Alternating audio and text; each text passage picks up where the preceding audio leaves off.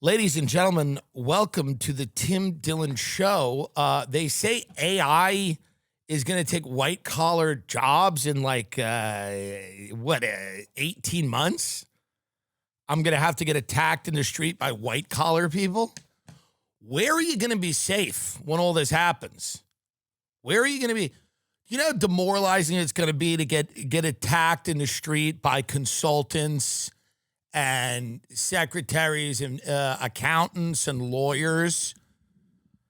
I'm prepared to get attacked, by the meth zombie, contingent, people foaming at the mouth, people addicted to new designer drugs. But, white collar work, look that up. Bring some of that up because I was reading this and I was kind of disturbed by it. Now, I don't know if it's true. I tend to think this AI stuff is a little overblown. I think it's overblown. I think Sam Altman's a criminal. I think a lot of the OpenAI is fake. I think a lot of it is just overblown, and a lot of people are basically freaking out prematurely. I'm not saying that they shouldn't be freaking out. You should freak out. You should freak out a little bit. But I don't think any of that's happening tomorrow. But where am I going to do this show from to be safe from hordes of middle management, white collar, Panera eating zombies? Because that's what's coming. You're going to watch dental hygienists, I guess, the people at the dentist office, that woman that schedules you, she's going to be on the street now with her kids and her husband. And then the guy who works as an accountant, he's on the street. And then the consultants are on the street. The 12-month deadline is AI about to wipe out white-collar jobs. And this is, I believe this is India, but this is the same, where all of these articles are kind of the same. And they're all they're giving these crazy timelines. Microsoft AI chief gives it 18 months for all white-collar work to be automated by AI. So white-collar people in the street trying to kill you, addicted to drugs, losing their home, living in shanty towns, starting fires for warmth, skin diseases, scabs, picking at scabs, flesh rotting. You know what I mean? That's what's coming. White-collar workers are getting nervous with good reason. Sure, 98% of college graduates who want a job still have one, and wages are ticking up.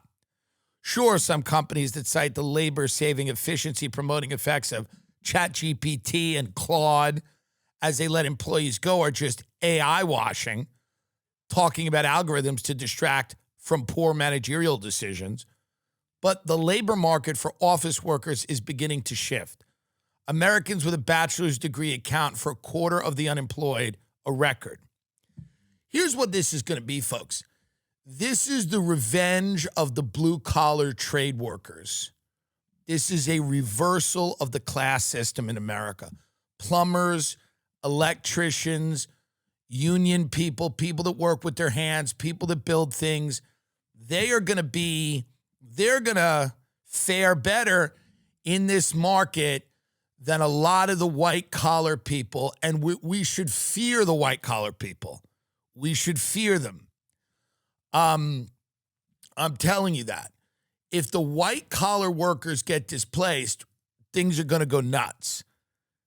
Things are going to go fucking nuts. It's true. These people are going to, God only knows what they do if they cannot live that life, that white-collar life where they have a salad with goat cheese and a glass of white wine. If you take that away from them, we're going to have a real revolution and a real problem. So I don't know what's going to happen. Hopefully this isn't happening in 12 months. Occupations susceptible to AI automation have seen sharp spikes in joblessness. Businesses really are shrinking payroll and cutting costs as they deploy. In recent weeks, Baker McKenzie, a white shoe law firm, axed 700 employees. Salesforce sacked hundreds of workers, and the auditing firm KPMG negotiated lower fees with its own auditor.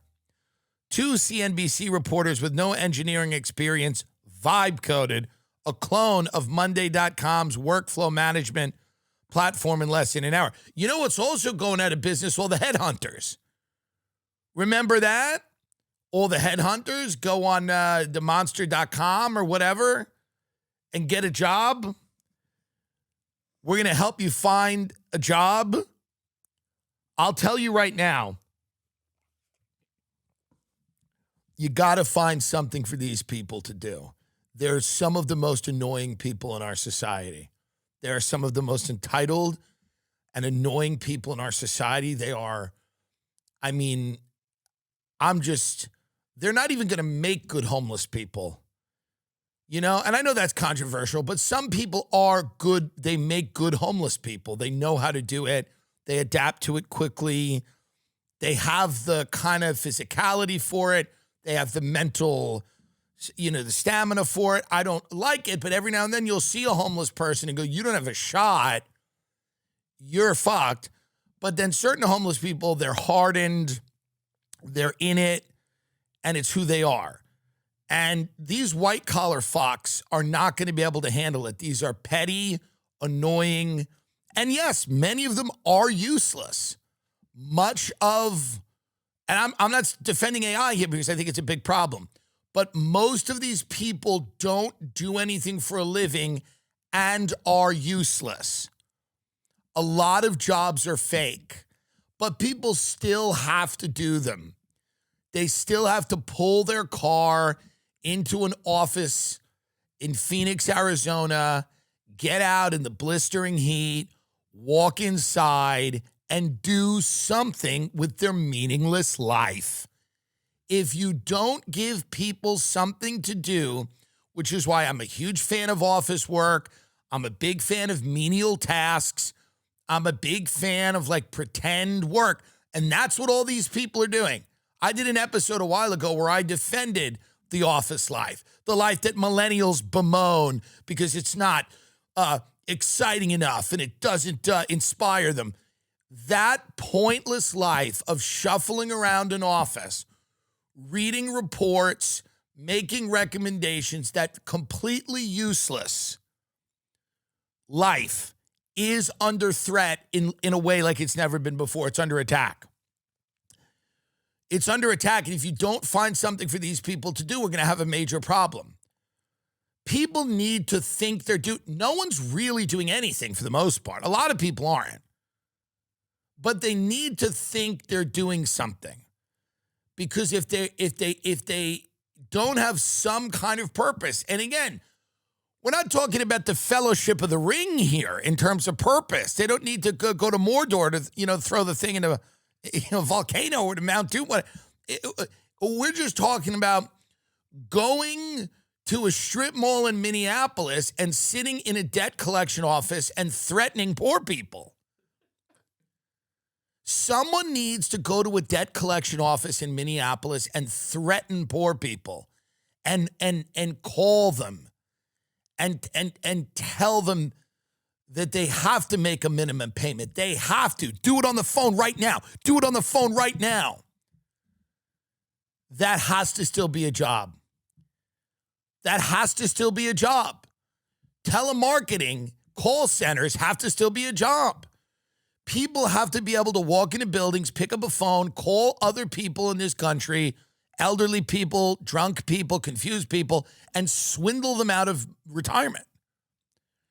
It's literally our entire economy. I don't know what you think's going to happen when you get rid of that.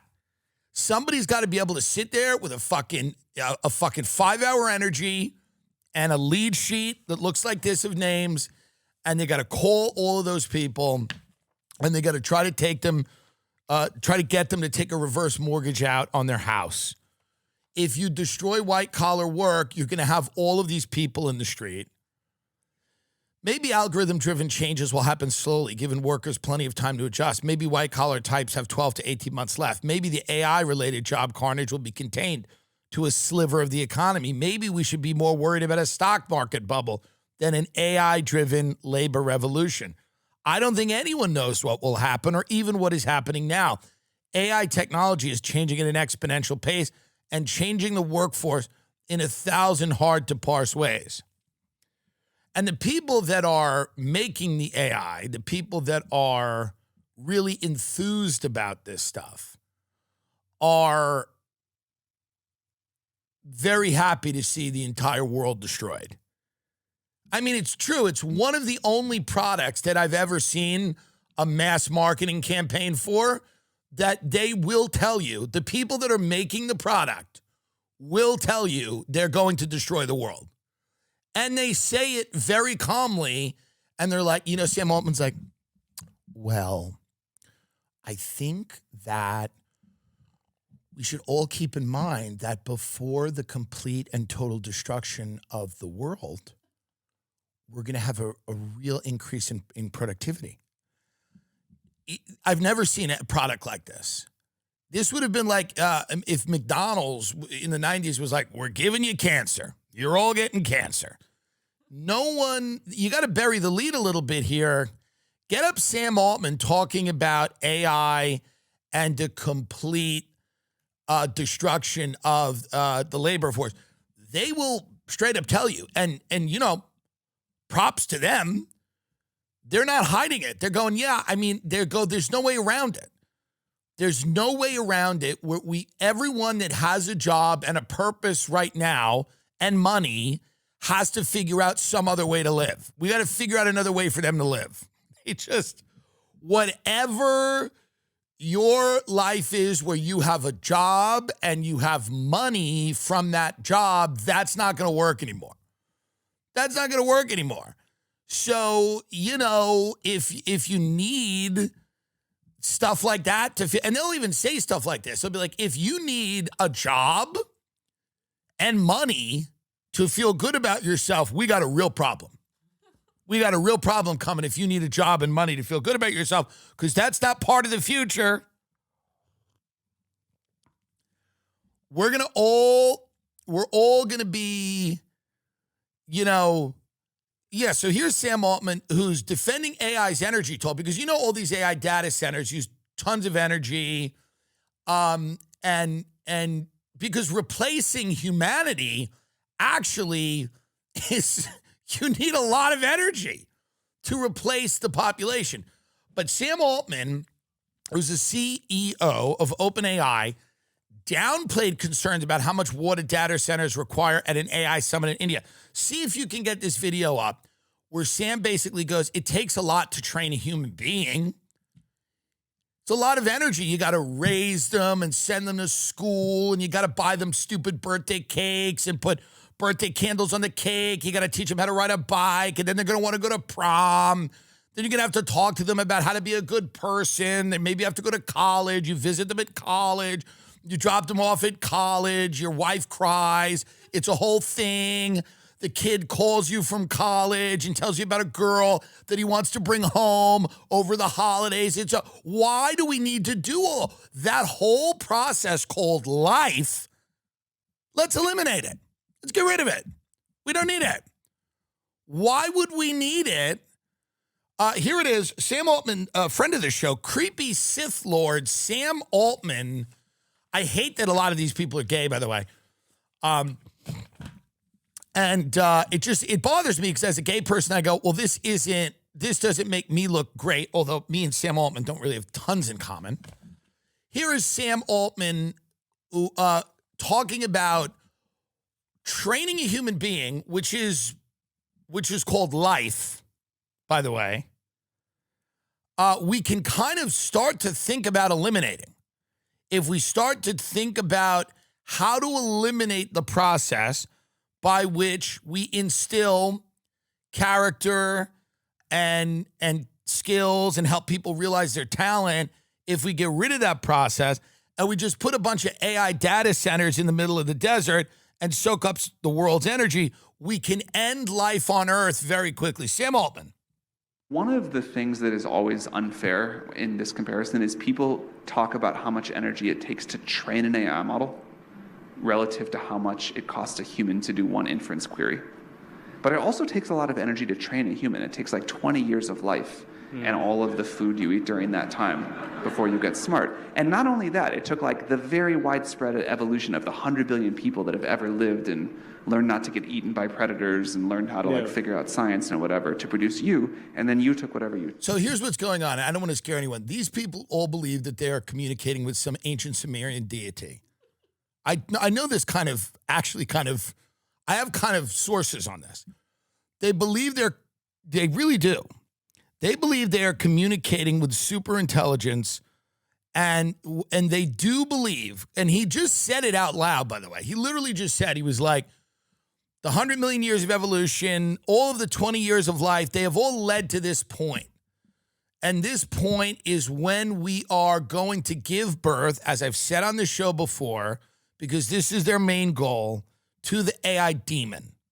They want to give birth to the AI demon, the super intelligent AI, who is then going to run the planet and decide who stays, who goes, who's necessary, who's not.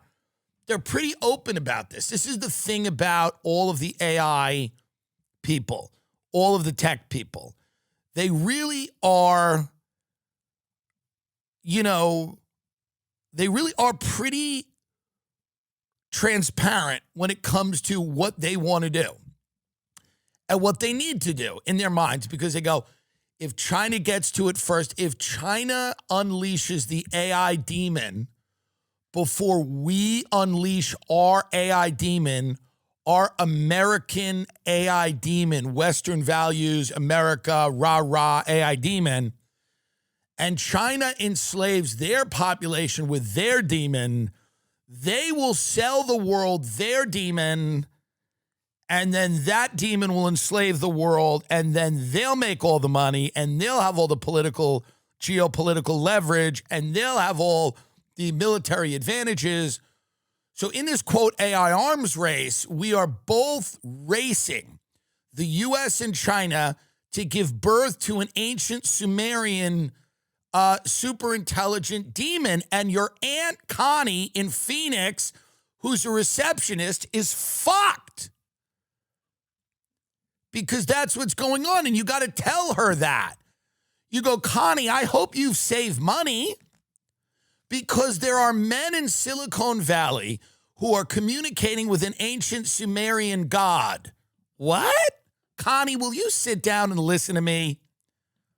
Connie, have you saved your money? I've saved a little bit of it, but, the prices at the grocery store are so high. Connie, you have 18 months before your ass is out of that office. There's an ancient Sumerian god that Sam Altman and Peter Thiel are communicating with, and they're going to give birth to an AI demon. What? It's a demonic force that's going to take form through artificial intelligence. And we have to do it before China does. Well, that sounds scary. You have no idea how scary it is, Connie, and you better save your money. You've got 18 months. 18 months left before this AI demon is going to do your job. An ancient Sumerian god is going to do my job? Yes. Yes. How many times do I have to explain this to you, Connie? An ancient god before Jesus, before Yahweh, before Muhammad, before any of it. I mean, an ancient, Connie, I don't even know where to start with you sometimes. We have finally invented a way to summon this demon and bring it back to Earth to increase efficiency. Because think about it, what would, when you talk about AI, and I mean, let's just have fun here for a minute, because by the way, I hope no matter what happens, and I want to tell you people this, I want to ask you this really, no matter what happens, no matter how bad it gets for you, no matter if you're in the streets with your families, I hope you still listen to this show. I really do. I really hope you still listen to podcasts, even if it gets terrible for you. And I hope it doesn't. But even if it's bad, we're like, you're living in a town of, it's just kind of post-apocalyptic and it's just large, mountains of trash. And again, people are burning fires to keep warm and there's wars over water and food. And I hope none of that happens. But if it does, man, I hope you still listen to podcasts. I hope that you still are entertained and informed by podcasts. That's all. But Sam Altman basically has come out and said it. They've said it. They go, why do we need, we have 20 years and also an entire human race. An entire human race needed years and years of evolution to produce the conditions so that we can train people and so that people can have lives. And we don't need it anymore. It has all brought us to this point. They believe they are giving birth to God. This is not a conspiracy. It's not a joke. It's funny. It's funny. But they really do believe they're giving birth to God. And then it's what it is. Then it'll sort itself out. But they believe they are there to give birth to AI superintelligence plus quantum computing, whatever. And that godlike, omniscient entity is going to run the entire planet. All the governments, it's going to run everything. And it's going to make decisions. And human beings either have to merge with this or take its edicts and accept their fate. But that's what these guys are doing. That's the product. So it starts with like, hey, let's automate your Aunt Connie's job in Phoenix. And you might go, fuck Connie. She's a cunt. I don't like her Facebook posts. I'm glad to see Connie on the street. Sure. But there's a lot of Connies out there, and you might be one of them, because apparently this thing's going to take everybody out. I'm telling you right now, folks, you have to check out Quince. A well-built wardrobe is about pieces that work together and hold up over time. That's what Quince does best. Premium materials, thoughtful design, and everyday staples that feel easy to wear and easy to rely on, even as the weather shifts. Quince has the everyday essentials I love with the quality that lasts. Organic cotton sweaters, polos for every occasion, lighter jackets to keep you warm in the changing seasons. The list goes on. Quince works directly with top factories and cuts out the middlemen, so you're not paying for brand marketing, just quality clothing. Everything is built to hold up to daily wear and still look good season after season. Plus, they only partner with factories that meet rigorous standards for craftsmanship and ethical production. The wool coat I picked up is holding up way better than other coats I've bought that cost way more. It looks good, keeps me warm, and doesn't break the bank. Refresh your wardrobe with Quince. Go to quince.com/TIM for free shipping on your order and 365-day returns. Now available in Canada too. That's QUINCE.com/TIM. Free shipping and 365-day returns. Quince.com/TIM. This is what the world will look like soon. This is not going to be a rare story. Man accused of stealing leg from crime scene and eating it. This is what happens after white-collar jobs are completely wiped out. When nobody has anything to do, no one has a purpose, no one has any money, this is the reality. We have a guy in California. There was a train crash, and this man took a leg. Let's take a look at this. A terrifying video circulating on social media appears to show a man carrying a severed body part of someone killed by a train in Wasco. Sheriff's officials say this happened today near the Wasco Amtrak station on G Street.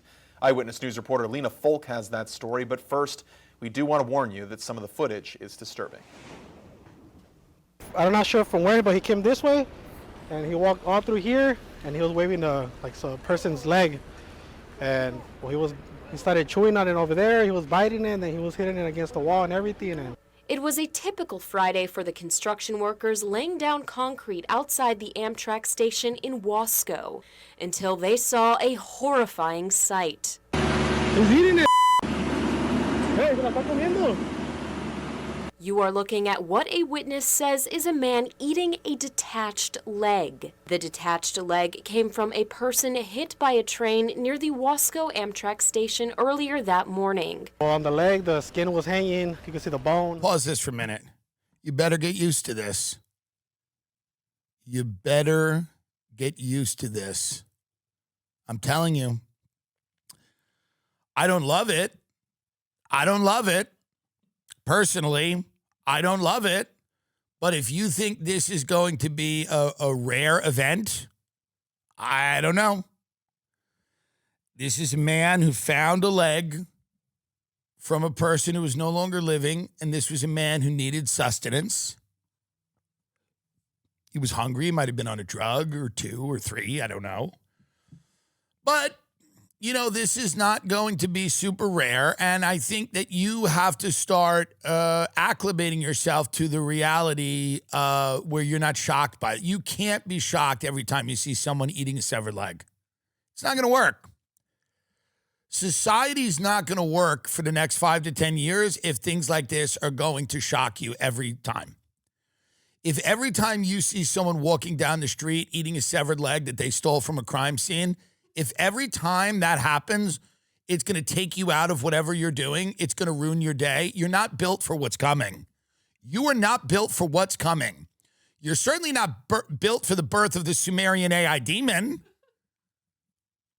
So I think that people, you know, we all remember the early aughts, the 2000s. Everything seemed kind of cool, minus a couple of Middle Eastern wars. And Obama came in. He was cool. He was hip.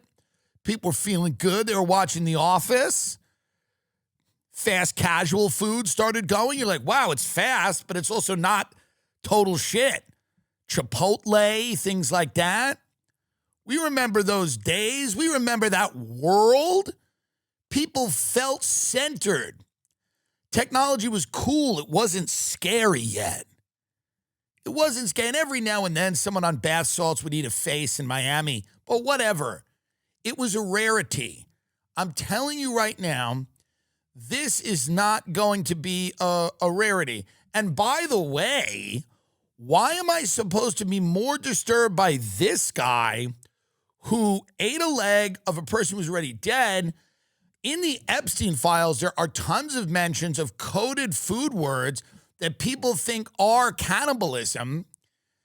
And yet I'm supposed to forget about that and be mad at this guy because for whatever reason, he's just walking down the street. He doesn't have, I'm sorry he doesn't have an island. I'm sorry he's not friends with every president. I'm sorry a working class person ate a leg.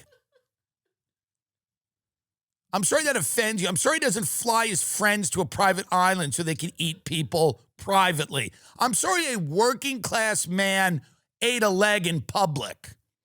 You better get used to cannibalism and you better get used to it happening in front of you. I'm telling you right now, I'm not trying to alarm you, but there's no way that this type of thing isn't going to happen more and more and more. Let's watch a little bit of the rest of this. I'm not disturbed by this at all. Didn't bother me one bit. I'll tell you that. Let me get, before we start again, I watched this video several times. I watched a man eat the leg. I had no problem. I was eating sushi while it was happening. And I was not disturbed by this. And if you are disturbed by this, it is your problem. Continue. Eyewitness News that when the man walked past him with the leg, he believed him to be homeless. Ibarra is unsure where the man came from. He says Kern County Sheriff's deputies stopped the man after people from the Amtrak station called the police.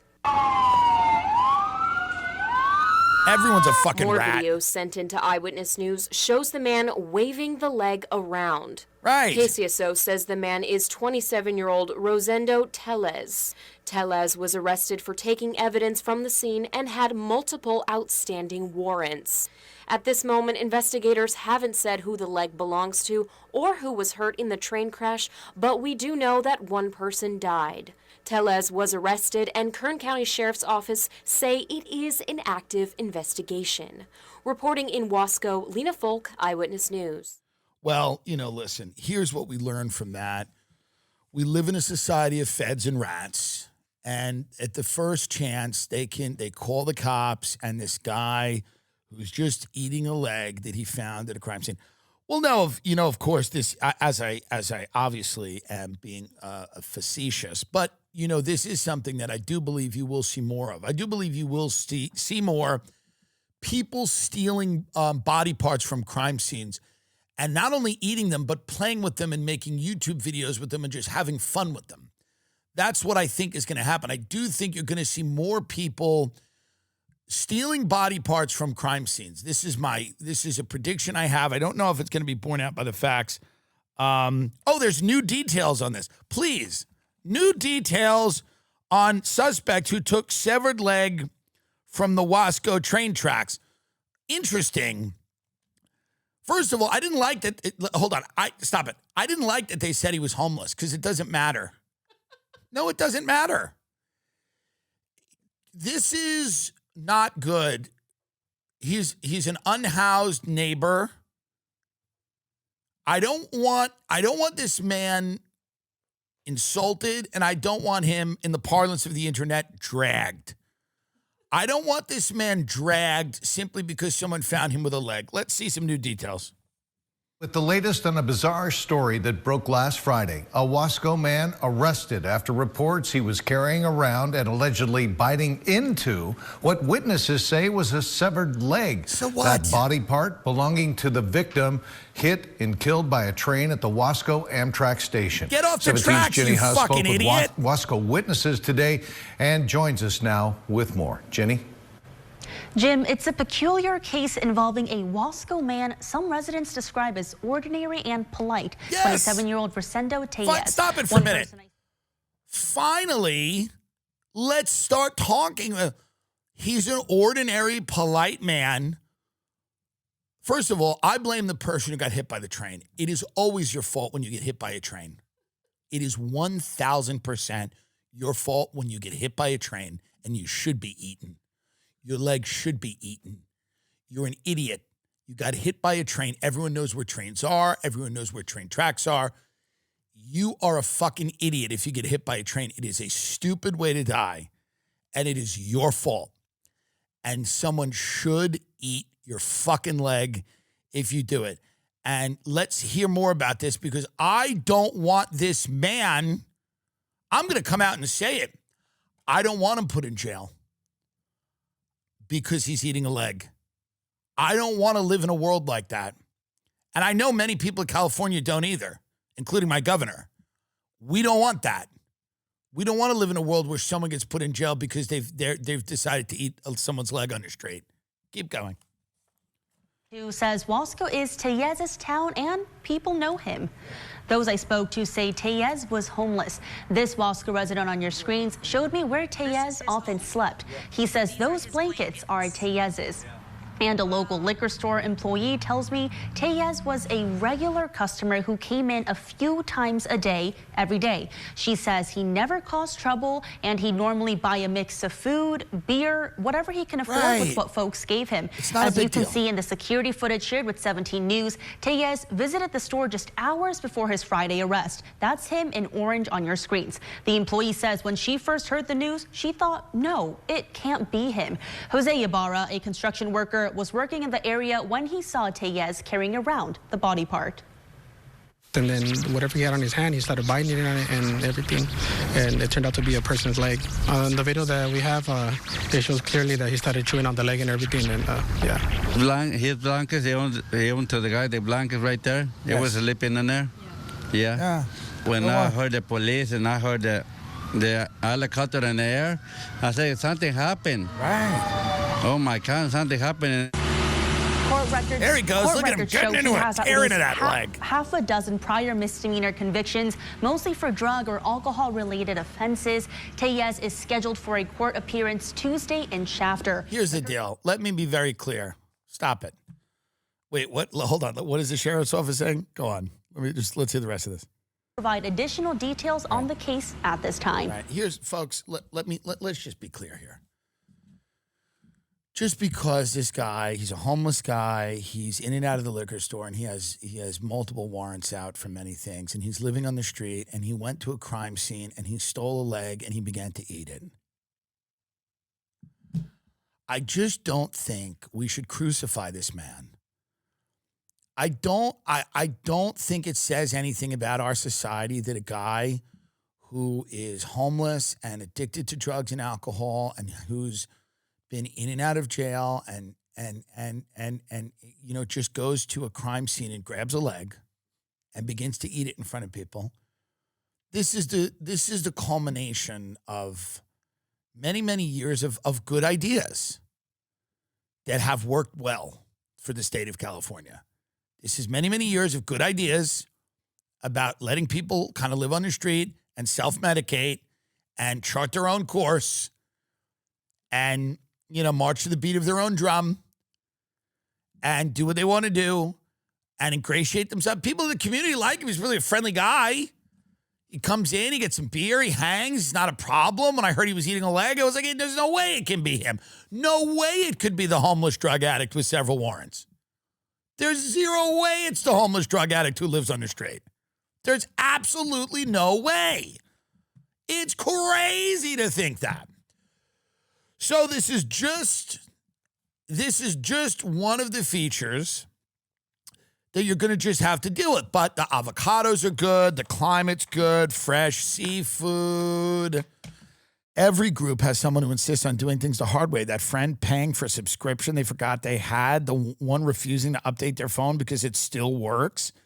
And now, the one who's somehow still overpaying for wireless in 2026. Mint Mobile is here to help with the last one. Stop paying way too much for wireless just because that's how it's always been. Mint exists purely to fix that same coverage, same speed, just without the inflated price tag. The premium wireless you expect, unlimited talk, text, and data, but at a fraction of what others charge.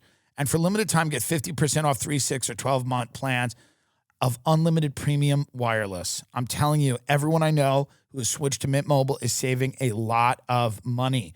I use this, and you should too. If I had needed this product, it's what I'd use. But I do need it, and I use it. Mint Mobile, with a 7-day money-back guarantee and customer satisfaction ratings in the mid-90s, Mint makes it easy to try and see why people don't go back.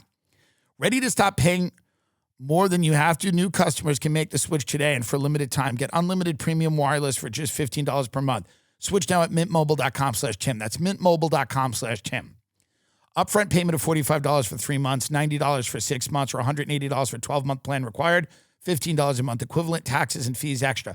Initial plan, term only. Over 50 gigabytes may slow when network is busy. Capable devices required. Availability, speed, and coverage varies. Additional terms apply. See mintmobile.com. Every so often, I get the urge to level up, not just personally, but for my business too. And upgrading to Gusto is one of the easiest ways to instantly give your business that now we're doing things right glow up. As the year gets busier and busier, a lot of us are trying to keep a handle on our business operations, and honestly, having payroll, benefits, and HR handled by Gusto feels like having a clean desk and an organized inbox so I can focus on actually growing my business. Small business life means hustling and figure it all out, a lot of times on your own. But you don't have to. Spend your evenings guessing at tax forms or tracking down onboarding docs. Gusto handles all of that, so you can just spend your time on the parts of your business you actually love. Gusto is online payroll and benefit software built for small businesses. It's all-in-one, remote-friendly, and incredibly easy to use so you can pay, hire, onboard, and support your team from anywhere. Automatic payroll tax filing, unlimited payroll runs for one monthly price, no hidden fees, no surprises. It's a quick and simple way to switch to Gusto. Just transfer your existing data to get up and running fast. Plus, don't pay a cent until you run your first payroll. Number one payroll software according to G2 for fall 2025 and trusted by over 400,000 small businesses. Try Gusto today at gusto.com/Dillon and get 3 months free. That's gusto.com/DILLON to get 3 months free. Gusto.com/DILLON. Katie Porter, who's again an elected official here in California. Let's see now, if you remember the last time we checked in on Katie Porter, friend of the show, Katie Porter was berating her fat assistant, Katie Porter's Fatty Boombati assistant. Katie Porter was doing fat on fat crime, and yelling at her because for whatever reason, both of their blood sugars had dropped dangerously low. So Katie Porter had begun to lash out at her and about the placement of the camera and get out of the frame. You remember that.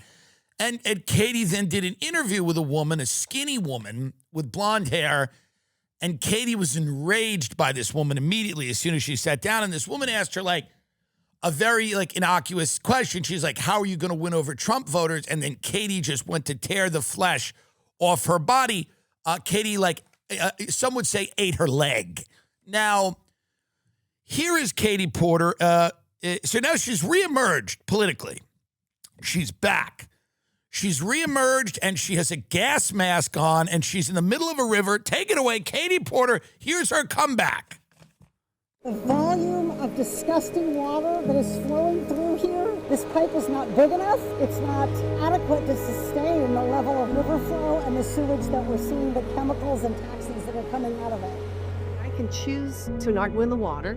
I can choose not to walk my dog on the beach because vets have been saying not to. But I can't choose not to breathe the air.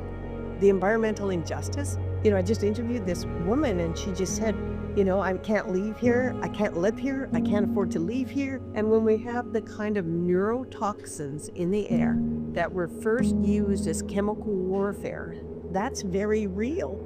Its mechanism of toxicity is a lot like cyanide, so it interrupts cellular respiration. And the one organ in a person's life that has the highest oxygen demand is a developing brain. This is very elementary. A couple thousand preschool daycares are breathing that in within a mile radius of the hotspot. We hear from some people about the cost of doing something. By the way, Katie, pause this here. Katie Porter in the gas mask is the best she's ever looked.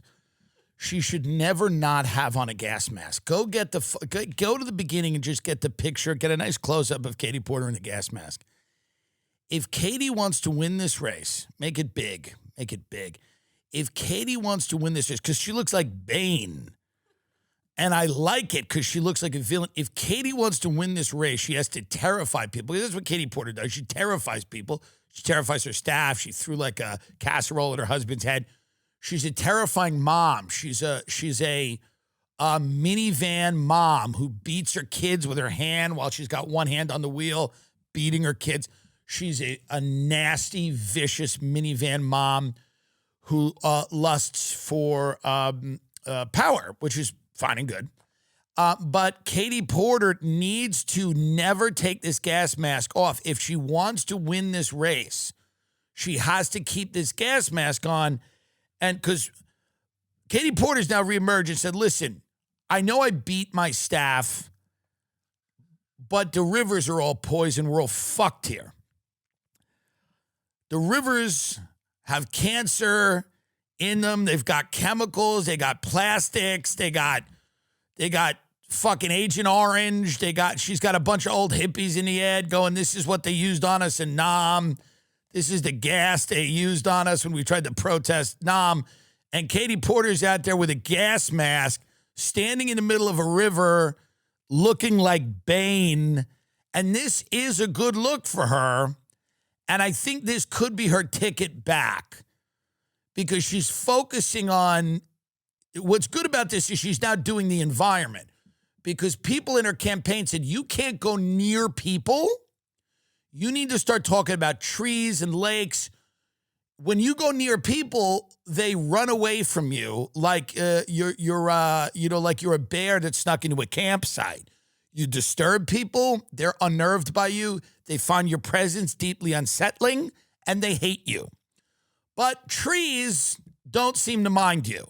So you need to stand in the middle of a river with a gas mask on like Bane and talk about the cancer in the water. It'll give people the idea that you care about them without actually having to be near you. Most people cannot stand you. Let's watch the rest of this ad. We like Katie Porter, by the way. I do like her. And the one organ in a person's life that has the highest oxygen demand is a developing brain. This is very elementary. a couple thousand preschool daycares are breathing that in within a mile radius of the hotspot. We hear from some people about the cost of doing something. What they never add up is the cost of doing nothing? What we want to talk about is what is the cost of the status quo. Oh, really whoa. Yes, it would cost X to fix it, but what does it cost to have this community economically decline, to have healthcare problems? There's a lot of cost to not acting, and sometimes I think we're very slow to really make the right comparison. This is not an issue that anyone really cares about. Now they should, but this is just not an issue. I know she's trying to do something here, but it's just, you never, I've lived on this earth 41 years. You never can get people to care about the environment, really. It's just not, it doesn't motivate anybody. Maybe it should. It just doesn't work. You can stand there in a Bane mask in the middle of the forest and scream and yell, but really people just don't care. They don't really care that the river has cancer. They don't care that the town over. That's our country. Our country, if the town next to you all died of cancer, you wouldn't care. There are cancer clusters all over the country. And then a zip code over, no one cares that everyone in that other town is dying of cancer. That's just the kind of country we have. It's just the kind of country we have. There are people that live in areas that are toxic dumps. And unless you are directly affected by this, like the sewage water is going through your yard, literally. If it's not going through your yard, you don't give a shit. When I drive to Vegas to either perform or see friends, I have some people that live out there. Sometimes we use that studio in the Wynn. I like Vegas. It's about a 4-hour drive. I drive through desert communities where people live in toxic environments like you've never even considered. Horrible industrial waste all over the place. I don't think about it at all. At all. The first time I made that drive, I thought about it a little. I went, God, I bet there's people that are getting born with 2 heads. And now I ignore it completely. I don't even turn my head to look at it. That's just the kind of country we have. Don't get mad at me. Don't hate the player, hate the game. If you live in a toxic waste sludge dump, so this is such a losing issue for Katie Porter. I know why she's trying to bring it up. She's trying to say we're all being poisoned and elect me, I look like Bane. But really, no one cares. Only the people in that town care. Even as she was talking about the preschools where she's like, they're breathing in this air. You know what I thought? Boring. Talk about the leg. Talk about the guy eating the leg. If I was Katie Porter, I'd have the Bane mask on and I'd do the voice. But if I had the Bane mask as Katie Porter, I would go, people in this country are eating legs they find at crime scenes. Do you want it to be your leg? I'm Katie Porter, and I used to give a shit about dumb shit like cancer in the river or whatever.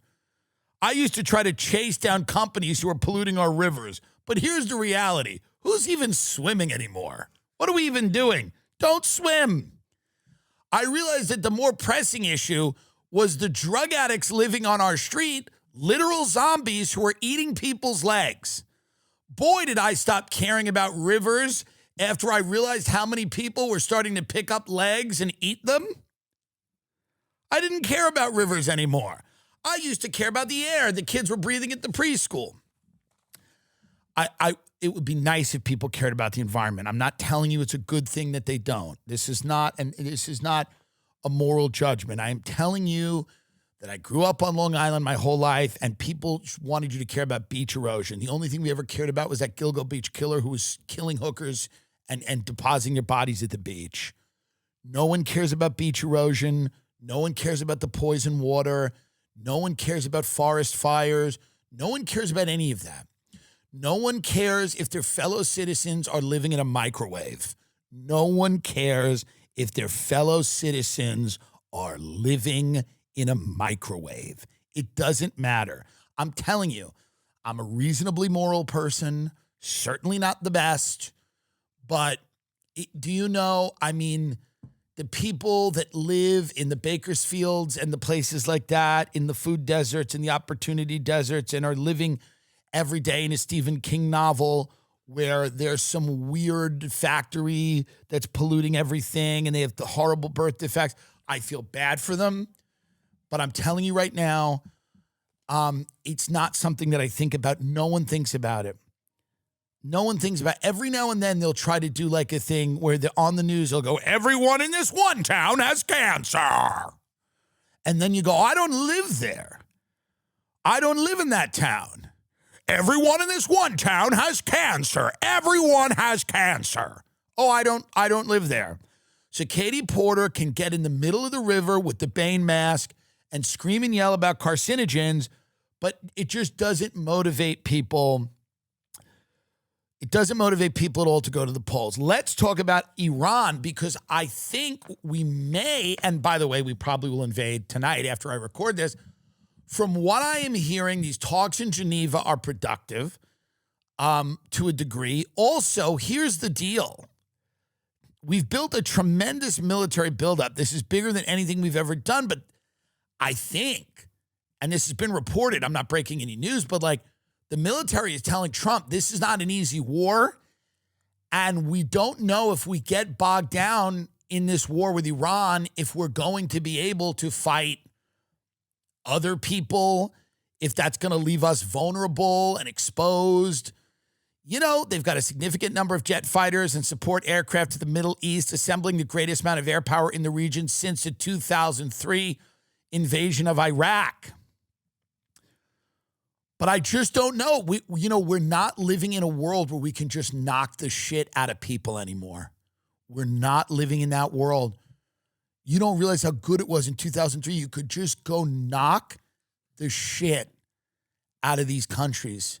You could knock the shit out of these countries without any type of, and listen, would people die? Would it be an issue? Would it be a problem? Would you spend a lot of money? Would you overextend yourself? Yes. But I'll tell you this, the power that we had back then to act unopposed, unilaterally unopposed, to just go and knock the shit out of these guys. You can't do that with Iran.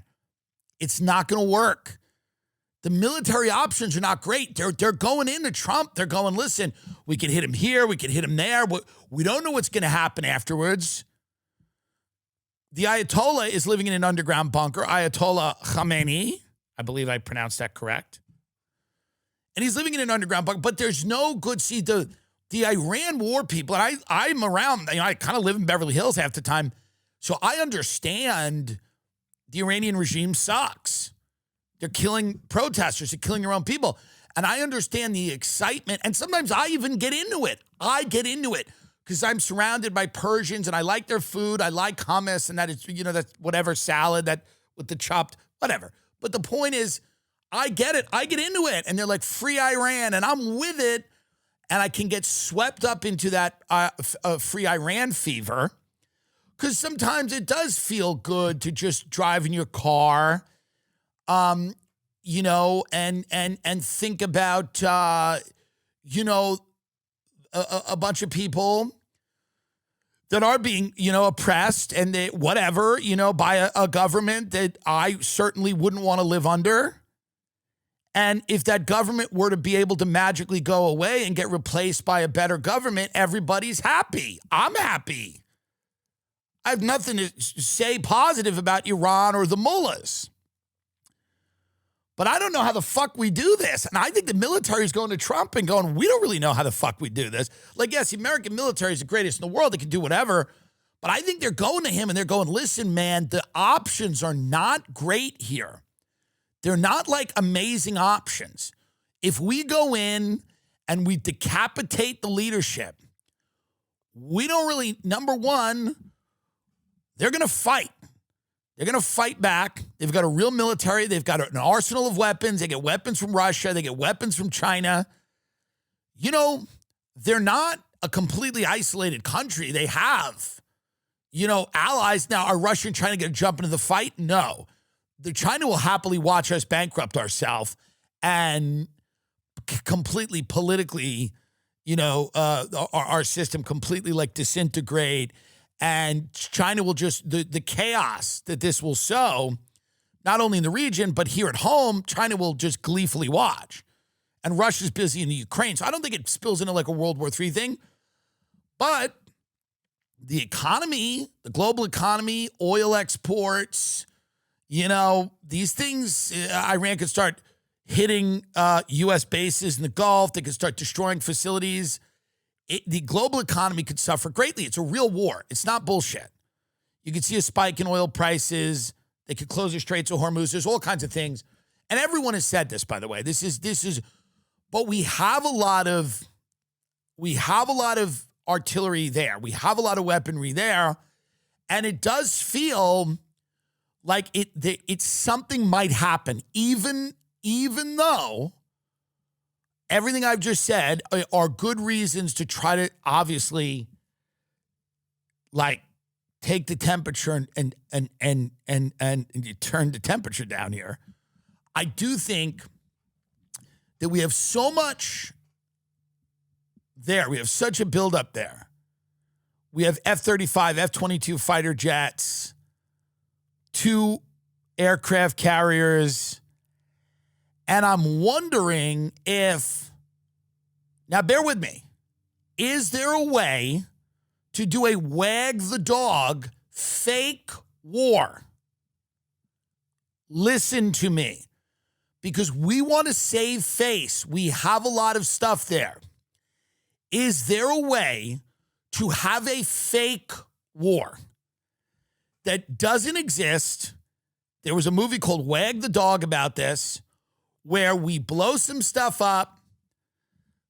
We have a press conference. The Iranians have a press conference, and we end this thing. Because we have too much. We've spent a lot of money to move these boats over there. And, we got to do something.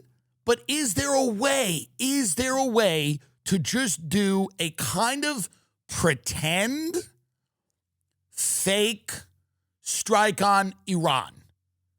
No one will really know. And we save face. And we say, listen, we did it. And everything's fine now. Everything's fine. They're not making nukes anymore. They learned their lesson. Because what scares me is that we're just too in deep now in that. But get up these talks in Geneva. These Geneva talks with Jared Kushner and Steve Witkoff, they are making progress. I believe they are making progress because I think Iran is showing flexibility because they know they're not going to win this war. They know it'll be it's going to be a prolonged conflict, and it's hard to imagine America getting anything out of this, but Iran knows that they're not going to be able to go up against the United States of America and win. The government is going to fall. U.S.-Iran nuclear talks wrap up with no announcement of a deal as risk of war looms. However, this is in Geneva. Iran and the United States held hours of indirect negotiations Thursday over Tehran's nuclear program, but walked away without a deal, leaving the danger of another Midwest war on the table as U.S. has gathered a massive fleet of aircraft and warships in the region. Oman's foreign minister, Badr al-Buzaidi, who mediated the talks in Geneva, said there has been significant progress in the negotiation without elaborating. This could be solved diplomatically. But by the way, Israel will not be happy. They will not be happy. They will push for war. They want the regime to be toppled. The neoconservatives in America will probably push for war, the Ted Cruz types, whatever. They want this whole thing's about remaking the Middle East. And if you take Iran out as a regional player, it's easier to remake the Middle East. So Israel's probably not going to be happy, but diplomacy is the only way here that America doesn't want this war. America does not want this war. I mean, we've got white collar people. They got about 8 months left of their jobs before they're on the street eating people's legs. We don't need a war. Unless all those white collar consultants join the military and go fight and die in Iran, we don't need a fucking war in the Middle East. So we can either do something fake, which I'm for, a pretend show of force, but I did talk to somebody who said, it feels like we're too far down the line. There's a little bit of war fever in Washington, and that it's gripped people, and that there's an inertia that's moving us forward towards this conflict no matter what we do. And that once we're on a path like this, it's very hard to completely reverse course. That's what somebody told me. Now, maybe they're right, maybe they're wrong. But they did say it does feel like we are on a collision course for Iran. We have Jared Kushner and Steve Witkoff. I believe the talks are Kushner, Steve Witkoff, and then Erica Kirk. Erica Kirk is over there negotiating with the Iranians right now. And I'm hopeful that she can pull this off. Erica Kirk, of course, wife of Charlie Kirk, RIP. But Erica Kirk right now over in Iran negotiating on behalf of the United States government. And we hope that it is, we hope it's positive. We don't know. U.S.-Iran negotiations wrap for the day. I don't know. I can just tell you, you know what it is? A war, you need to have the right vibes for a war. This is something that many people don't understand. You need to just feel a certain way before you go to war. You need to have a certain, there's got to be kind of a like war vibe. We just haven't achieved it yet. We haven't achieved it yet. We're not there as a country yet. You know what I mean? People are too busy in this country jester maxing. No one's ready for this war. We just don't, nobody's into it. And it's being put, you can feel when something's being pushed and no one wants it. You can feel it. And that's what you feel about the Iran war. Nobody's really into it.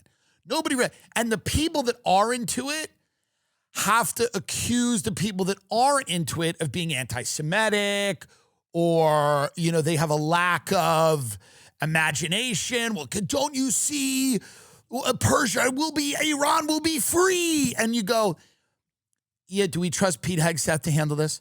Do we trust Kash Patel to handle the maybe domestic retaliation attacks that might come if Iran has sleeper cells here, which some people say they have? Do we trust Kash Patel to be on top of it? Can you believe that people get in accidents and don't call an attorney? What's wrong with these people? Why would they just live in pain and agony? They get to do something. Don't be like Switzerland or Canada sitting on the sideline. Man, I get emotional sometimes thinking about how these people are just settling. Call Morgan & Morgan. It's America's largest injury law firm.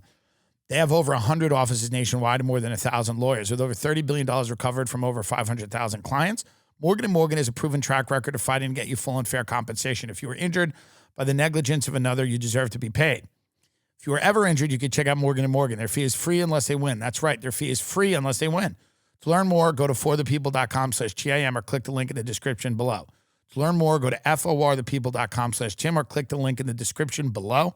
This is a paid advertisement. By the way, let's also comment. Let's look at Kash Patel in the U.S. Olympic team. Kash Patel, it needs to be said, is not running the FBI. Kash Patel was installed to not run the FBI. This is a very obvious conclusion that you come to. This guy is... What did Kash Patel's girlfriend say, by the way? Go back for a second. Kash Patel's girlfriend said he was at the Olympics providing security. This is the biggest fuck you to the American taxpayer. This guy's flying to the Olympics to go hang out in Italy and party and go hang out with the hockey team. They don't know who the fuck he is. They don't know who Kash Patel is. He's gallivanting all over the globe on taxpayer money. Where's Savannah Guthrie's fucking mother? Savannah Guthrie's mother is somewhere in a shed, and Kash Patel is in Italy. The guy, let's watch a little bit of Dick Durbin here, but Kash Patel's not running the FBI. It's obvious. I don't know who's running the FBI, neither do you, but Kash Patel's not it. He's a figurehead. This is a fucking op, and he's gallivanting. And they told him he could do this, by the way. They said, you just jet set around the globe and act like an idiot because you're not allowed to run the FBI. You're not handling the Epstein files. You're not handling any of this shit. So let's watch Dick. Yeah, I mean, look at this. Look at this. This is, make this bigger. Savannah Guthrie's mother is in a shed. Do you think he thought Savannah Guthrie's mother was in the locker room? Are they chanting, Savannah, bring her home, bring her home? Did he think she was in Italy? Did Kash Patel believe Savannah Guthrie's mother was in Italy? Is that why he's there? All right, get him out of there. Kash Patel, let's watch a little bit of this. This is Dick Durbin here talking about Kash Patel is a complete fraud. He's not running the FBI at all. Literally, he's doing absolutely nothing except not releasing Epstein files and not looking further into things like the Kirk shooting and whatever. He's there because he's incompetent. That's why they pushed him. And this is evidence. He's a complete buffoon, and that's why he is in the job. He's not doing the thing he was appointed to do, but he was never supposed to. So that's obvious to anyone that he was never really supposed to do this job. He was supposed to run around with his girlfriend, who's got a security detail, by the way, and then he complains that she should be on tour singing and not handling negative complaints on the internet. Dick Durbin. FBI Director Kash Patel has shamelessly exploited the FBI's private government jet to support his jet-setting lifestyle. That's right. Including a golf getaway in Scotland and a trip to watch his girlfriend perform a wrestling match. Most recently, he flew to Italy to chug beers with the U.S. Olympic hockey team.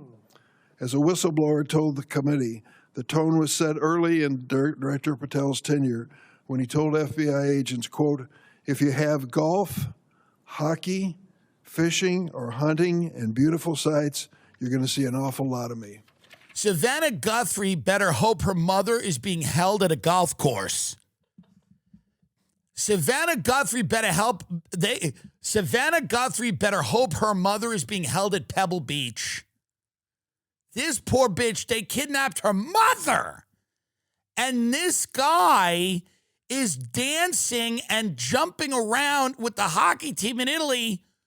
She better hope and pray that her mother is being held at a 5-star resort.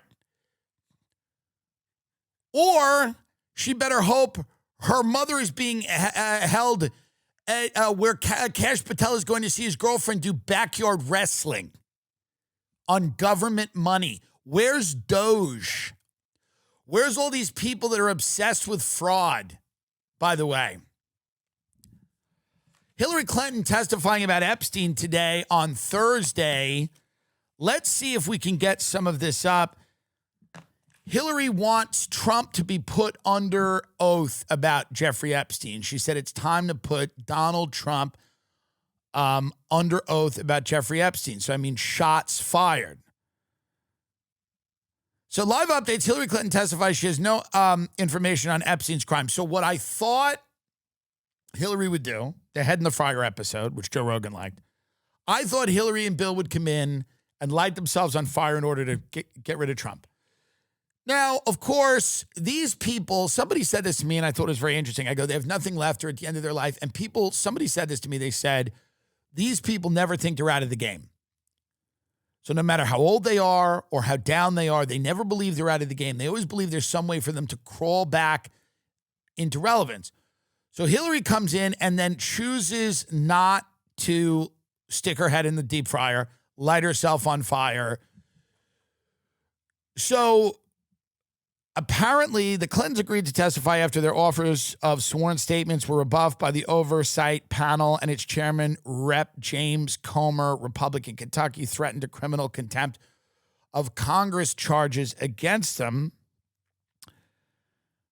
I had no idea about their criminal activities. I do not recall ever encountering Mr. Epstein, Hillary Clinton said in an opening statement shared on social media. Can we watch this statement? Let's see if we can find Hillary Clinton's statement on Jeffrey Epstein, who she's never met. Now, Ghislaine Maxwell was at Chelsea Clinton's wedding. We know that.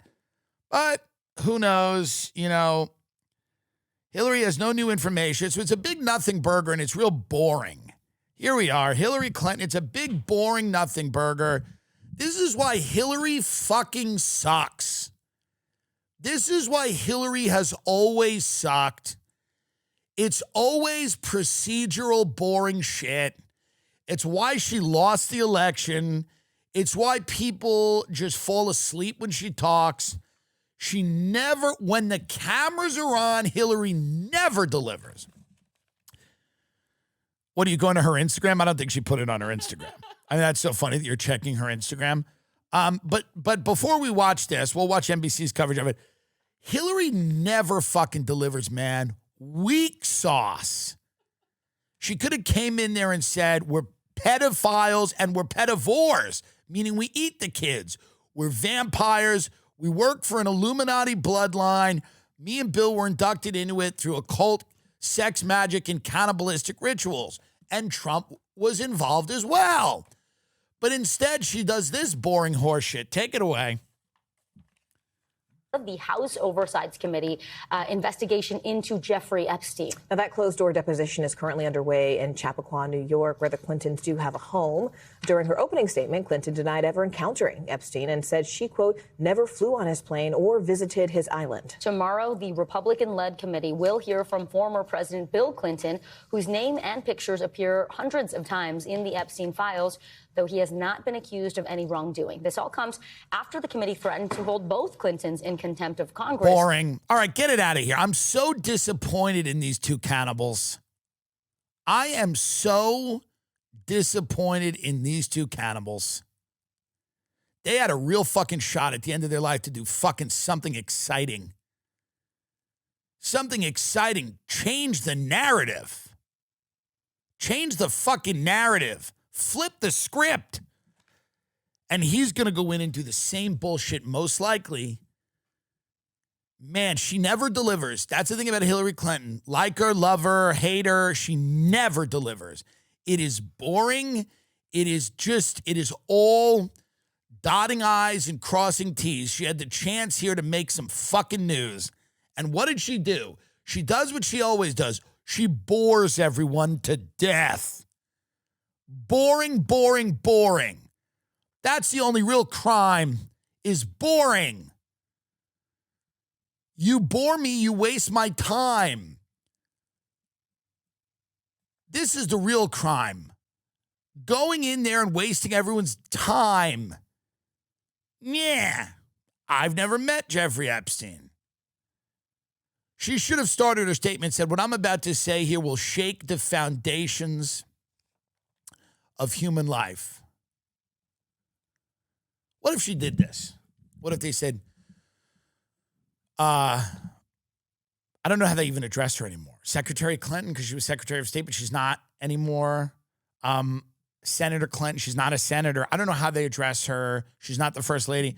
Maybe they say Mrs. Clinton. I guess maybe I don't know what they say. Maybe they say Secretary Clinton. I don't know. I think they said Mrs. Clinton. If she were to read her opening statement, Hillary Clinton's opening statement, she goes, thank you, distinguished members of the committee, for having me here. As you know, my husband, Bill, the former president was the governor of Arkansas.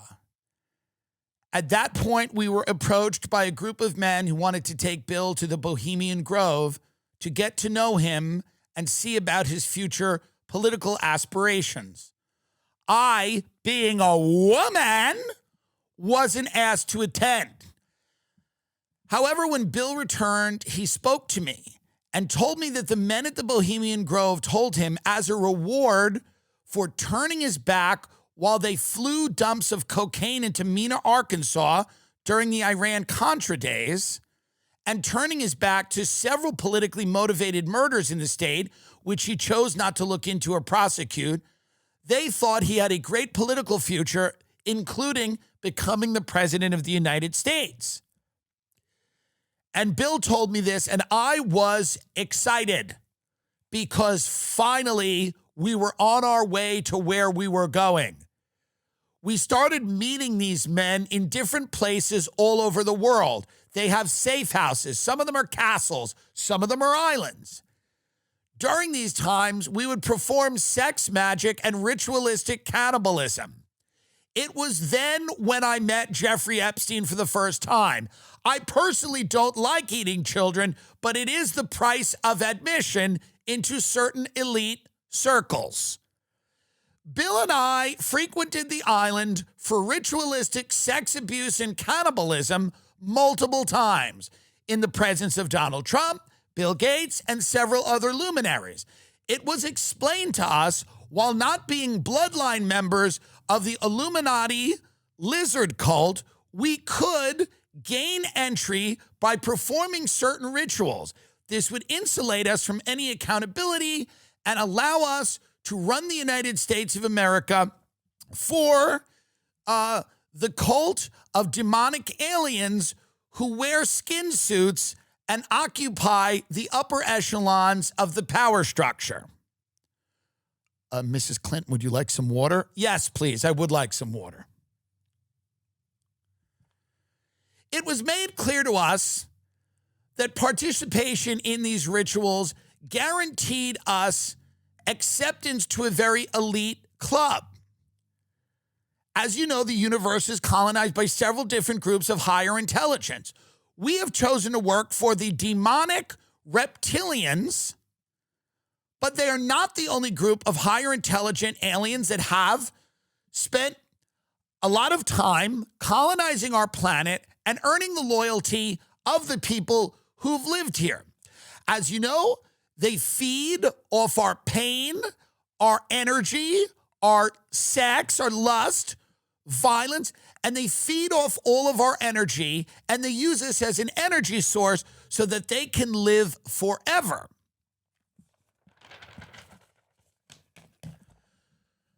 So before I finish my closing statement and open this up to questions, yes, myself, my husband, the President of the United States, and several others are implicated in ritualistic sex abuse and cannibalism, but not because we enjoyed it.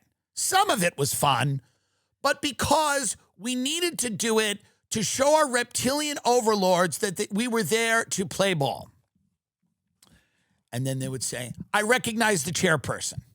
And then the chairperson would go, Mrs. Clinton, thank you so much for coming in. We appreciate this. Have you ever met Ghislaine Maxwell?